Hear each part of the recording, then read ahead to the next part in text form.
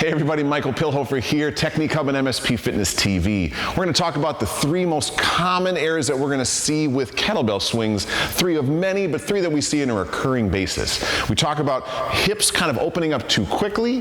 The second one being kind of an overextension at the top of the lift. And the last one being, and probably one of the most common we see, is more of a squat swing or a kind of a vertical swing versus a horizontal swing. So let's break each of them down.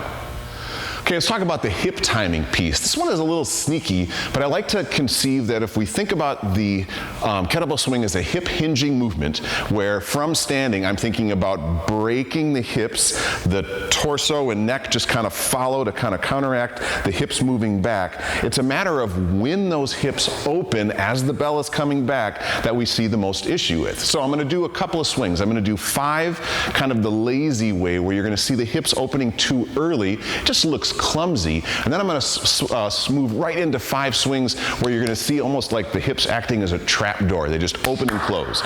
So let's take a look at that. So here's where it's sort of clumsy, and what's going to happen is I'm going to sort of push my hips back too soon, and it just looks kind of odd. And then when I do it timing well, I wait, go. Wait, go. I sort of say with men, it's like, wait until you have to, then the hips open and the hips close. So it's a really quick just in, out, like wait, go. And then it drives out and you're good.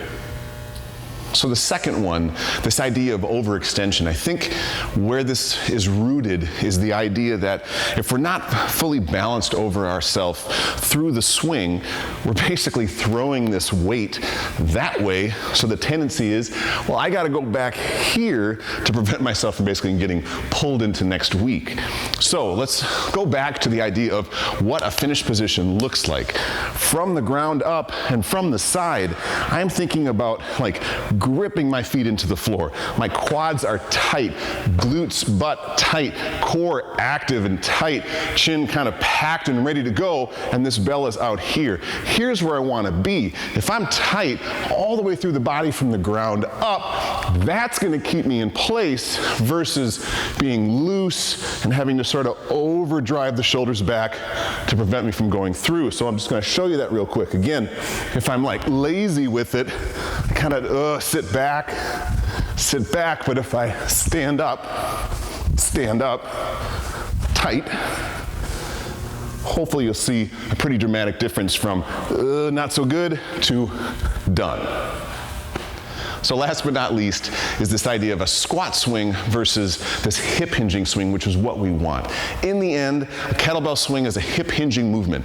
I want my hips to drive back, I want my shins to stay relatively vertical, and I want to load that posterior chain so I can drive through.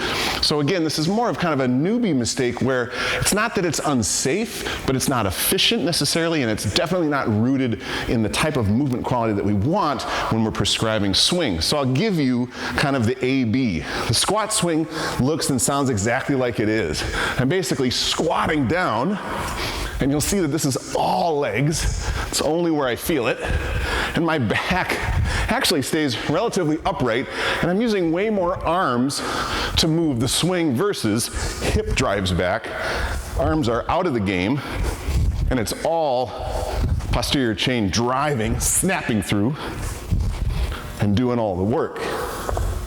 Way better and way more for what we want to see with a two-handed swing.